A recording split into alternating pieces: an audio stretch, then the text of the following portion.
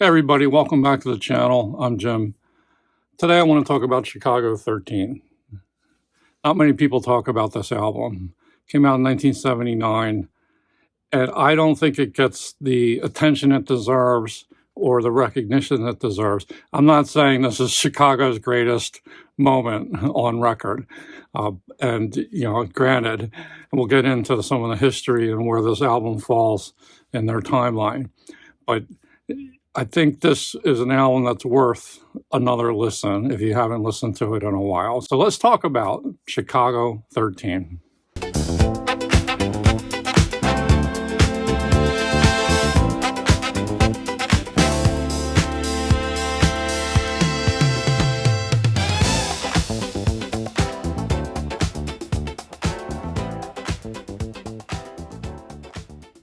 Okay, I got this back in the day in 1979. I'm sure this is my original copy of it. One thing I will mention is I really like the packaging of this album. This cover art is standout.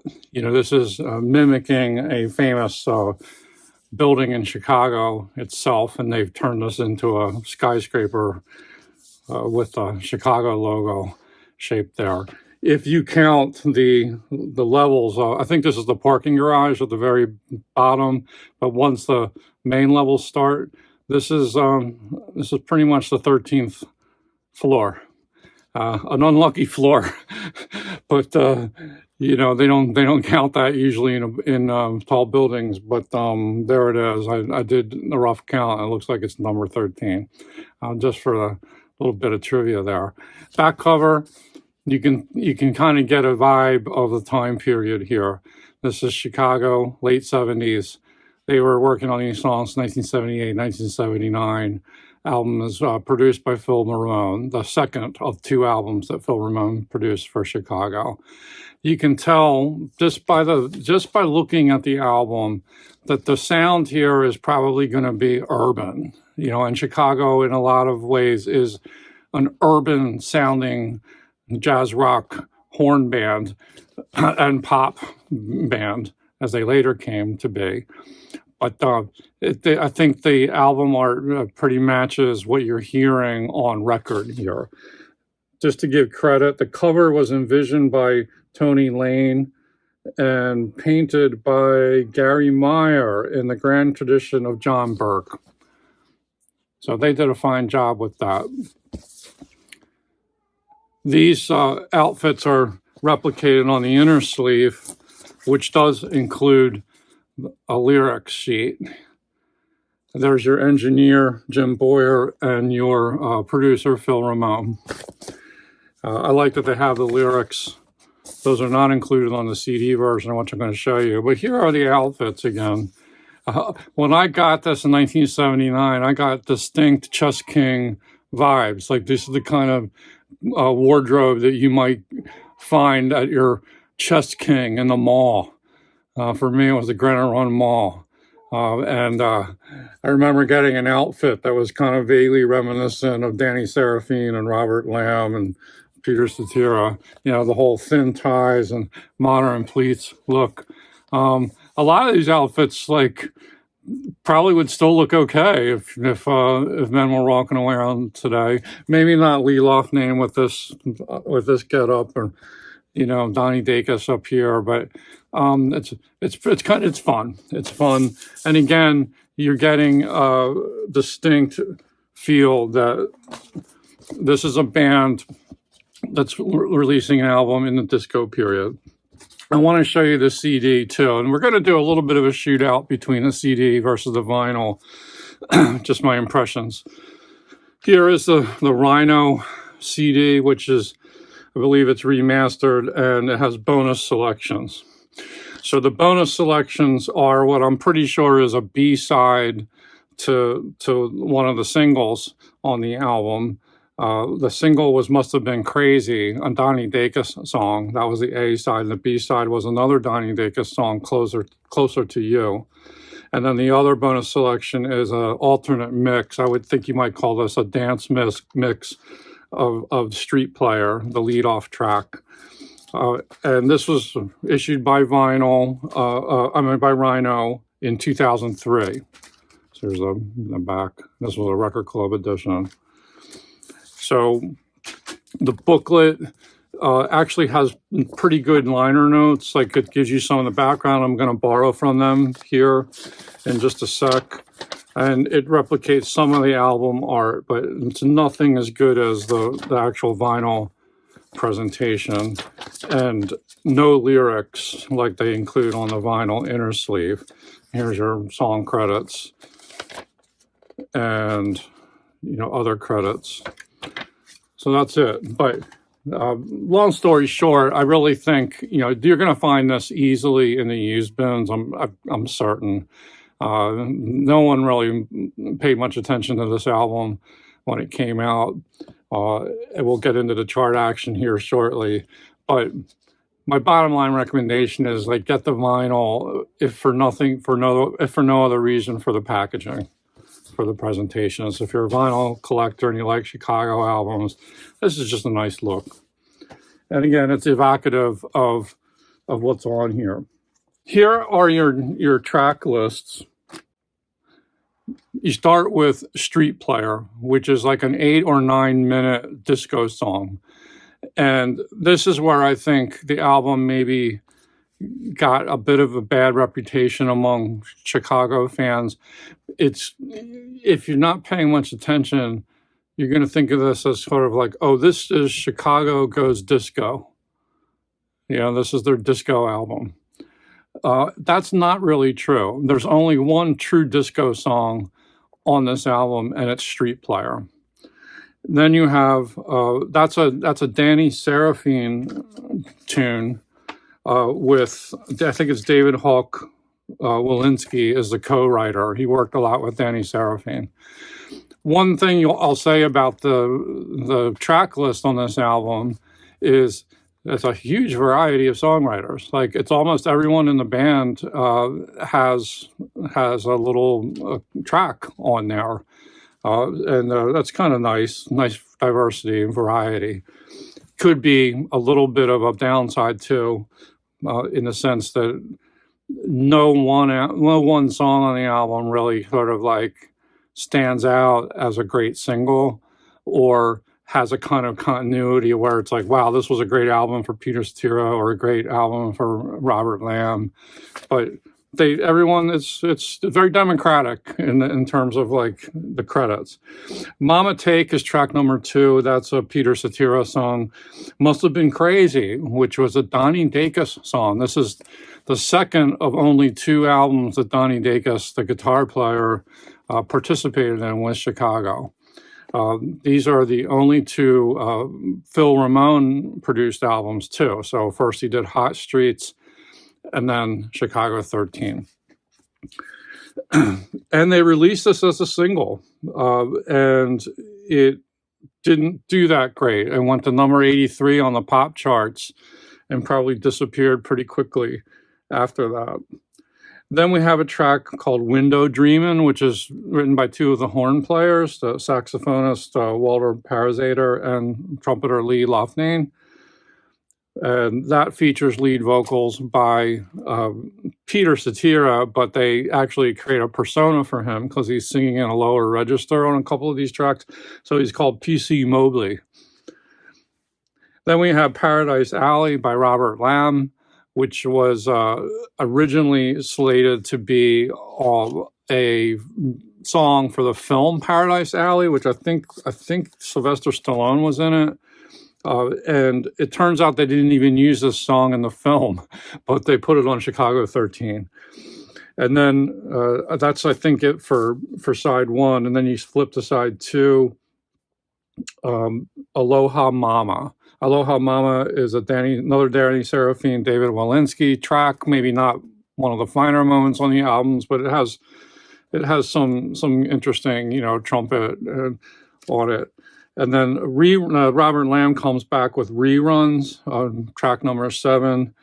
And then a Peter Cetera track, Loser with a Broken Heart.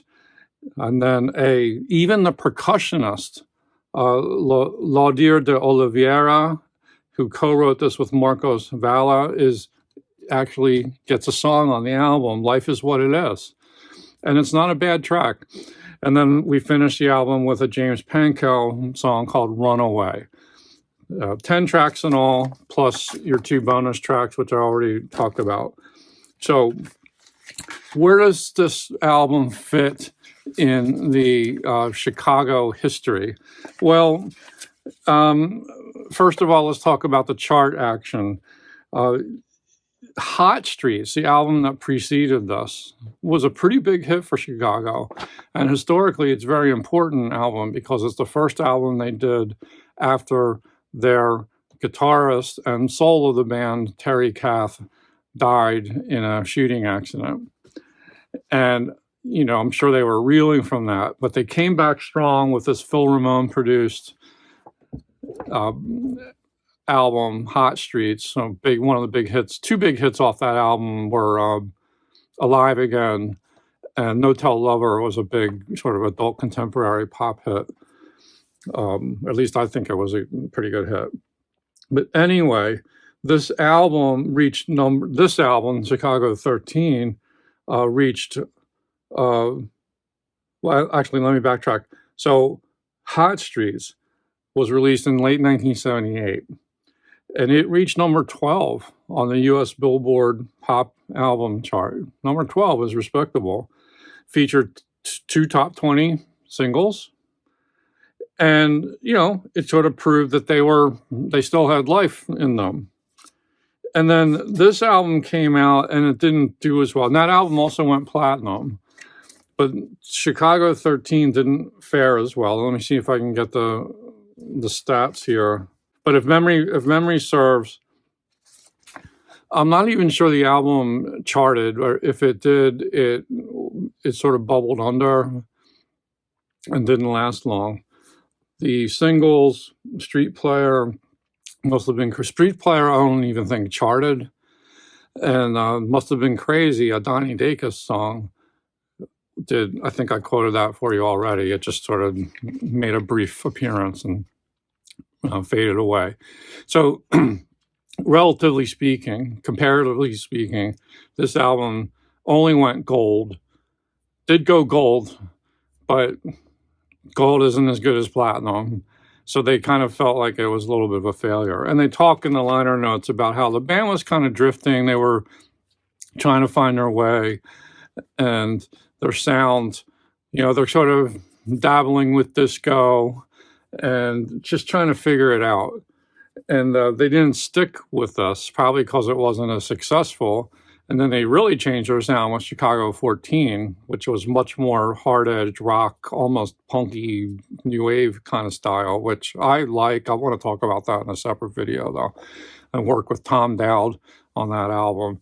So this was it, just these 2 Phil Ramone albums, and then they moved on to other things. And then their sound really changed again when David Foster came along with Chicago 16. Story for another day. But sticking with Chicago 13, the reason this album I think gets a bad rap is Street Player. But I would encourage you to stream this album, or if you're shopping, you know, pick it up out of the used bins, give it a spin, see what you think. May not be as bad as you think. It's not as bad as I thought it was. I just listened to it many times over the past week, and I really enjoy it. And let's talk first of all about the elephant in the room, which is Street Player. So Street Player is this long disco track. I think it's just even better than most disco. The things that really stand out for me about this track are that the horn chart by Jimmy Pankow is amazing, and it's got so much room. It's a very long song, so it comes back. They like repeat it like 2 or 3 times, and it's like very sort of jazzy and sexy, and it's just kind of like stabs and harmonies, and it's, you know, nobody can write a horn chart like James Pankow. And it really shines in this sort of disco setting. The rhythm is very much, disco, boom, boom, boom, on that four to the floor kick drum. And then, there's some nice Latin percussion on here, though, like that really gives it some spice. Good bass, very well produced by Phil Ramone. And the most notable thing about Street Player is it features the jazz trumpeter Maynard Ferguson, who delivers a searing trumpet solo, sizzling, and he really kisses those high notes, and it just sounds like he's having a ball playing it. And again, nice long solo, great horn chart.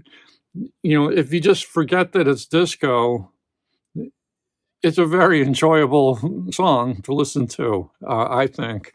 I wasn't the biggest disco fan, to say the least, back in the day. So when I first heard it, back in 1979, 1980, when I got it, I didn't know. I was like, they're going disco, like they're just chasing the latest trends. It's a little bit disappointed.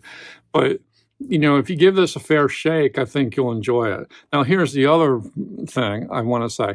That's really the only song on the album that sounds like disco. There's one or two other tracks that are like maybe disco adjacent, but they're not really. This just sounds. The other tracks on this album just sound like a Chicago album, and not too far distant from Hot Streets.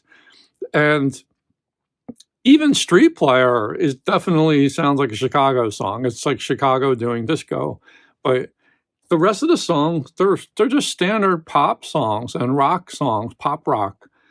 And some of them are a little jazzier, and some of them a little more pop.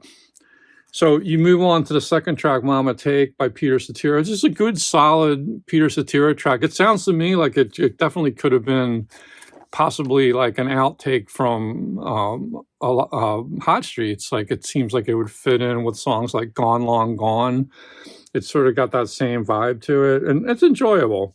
A not bad pop song. Then you go with the single. The other single they released must have been crazy, written by Donnie Hotlicks Dacus. Now, Donnie Dacus kind of controversial because these were impossible shoes to fill. Like your great guitar player Terry Kath, soul of the group, has died tragically. You can't fill those shoes. So he didn't really probably get the fullest chance to blend in with the band, but apparently it wasn't the best fit. And I think this came out when they would do stage shows. Like maybe he was hamming it up too much, or they just felt like he was hogging attention. I'm not sure what the beef was with Donnie Dacus, but I like his work on these two albums well enough. I think he's not trying to imitate Terry Kath, certainly not. He's got his own identity. And it's kind of a shame that he only was with them for two albums, but so be it. But isn't it odd that they released a single by this guy who was about to exit the group or be let go? And it's actually not a bad song, but I don't think it's really single material. Like it's just not. It's not. That's the problem. That's the flaw of this album. There really is no hit single on it to lead the way. And then we move on to the track Window Dreamin', which is that Parazaider Loughnane track, which is kind of sort of vampy, like it's kind of fun. There's a few weak moments. These next three songs, like Window Dreamin' and Paradise Alley, which is a Robert Lamb track with lead vocals by Donnie Dacus. And then Aloha Mama, which is a Seraphine Walensky song by Peter Cetera. Those are probably like where the album kind of dips a little bit. Like, I don't think any of these tracks are awful. It's just kind of coasting, like, at that point. But then I think once you're on side two, after Aloha Mama, then the last four tracks are some of my favorites on the album. It's probably the best run of songs on the album. We have Reruns by Robert Lamb, which has a very strong vocal by him. It's more of a rock pop song, and I think it's catchy. And then Loser with a Broken Heart, is a Peter Cetera, kind of a rock ballad, which I think might be the best song on the album. And if it wasn't about such a depressing theme, maybe that should have been the single. It's strong, like, and as a kind of loser teenager when this came out, I immediately connected with it. Uh, many hours to contemplate, many dreams I can't recall, many nights I've felt I was too small, nothing more than a loser with a broken heart. Yeah, that's I've been there, right? And so, and it's got this really great bridge to it that kind of builds like in power and interesting structure, because I think they go from the bridge to the chorus, but they don't go back to a verse. They just go back, or maybe an instrumental verse, but then they go back to that bridge and they repeat it, because it really is one of the highlights of the song. Then you move on to that more sort of Latin themed, sort of almost disco pop, but it's the Laudir de la Vieira song, Life is What It Is, which actually has like kind of a nice lyric to it, and it's just a cool vibe. You're getting that late 70s feel. It's like very enjoyable to listen to, warm. And then we finish with the James Pankow tune Runaway, which is a good sing-along rock pop song. I think maybe that should have been the single that led the way, because and some of these tracks, like Runaway would certainly be one of them, they would fit on some of the earlier Chicago albums before Terry Kath died. Like, I think a song like Runaway sounds like it could be on Chicago 8 or Chicago 10 or Chicago 11. It sounds like a Chicago song. So I think the problem with their single releases that maybe made this album not do as well was the Street Player didn't hit. I guess people weren't, maybe the disco was starting to fade by that point. They were a little late to the party. And then Must Have Been Crazy, in a lot of ways, doesn't sound like a Chicago song, because the lead vocal is Donnie Dacus, and the horns aren't really a strong element of that song. It's more of a guitar-based song.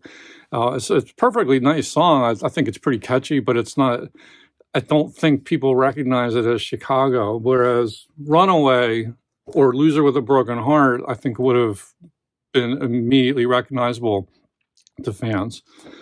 Anyway, that's my 2 cents worth on Chicago 13. Now, for Shootout impressions. These remasters by Rhino, first of all, I love the bonus tracks, and they tend to have good notes, so they're worth getting for that reason. And I thought the CD sounded good. And then this morning I listened to this. This was a headphones listen, Chicago 13. I wanted it to sound better on vinyl than it did. It wasn't bad, and I should listen to it through the speakers. It's perfectly acceptable. And I have a clean copy. I've kept taken good care of it over the years, over the decades. It's been that long. But I actually, and then I listened to the CD right after that through the headphones. And I'm going to have to give the nod to the CD. I think it sparkles more. You get this sort of dynamic range felt like more, and it wasn't too bad in terms of harshness, and even some of the bass and mid frequencies felt kind of beefier, and like there's just more, like it was a little more engaging than the vinyl copy was. Now, I might have a different attitude if I played it through the speakers, through the ELAC debut speakers, because that phono preamp on the Marantz really shines with that combination. But I think, I would never get rid of the vinyl copy just for the presentation. It's really nice, and you get the lyrics. This sounds possibly even better. And that also means you're probably going to get this version if you're a streamer. So do yourself a favor and give it a shot. Check it out. Maybe there's some songs on here that will catch your attention that you never really paid much attention to before.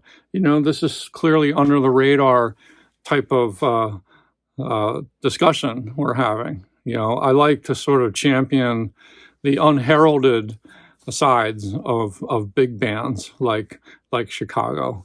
But that is that's it. So yeah, put on your Chess King outfit. We'll see you down at the disco listening to some Chicago 13 in our dreams. Thanks for watching. Leave a comment below if you have any thoughts about this album. You know, some of you probably going to hate it. That's fine. We'll see what you think. Bye-bye.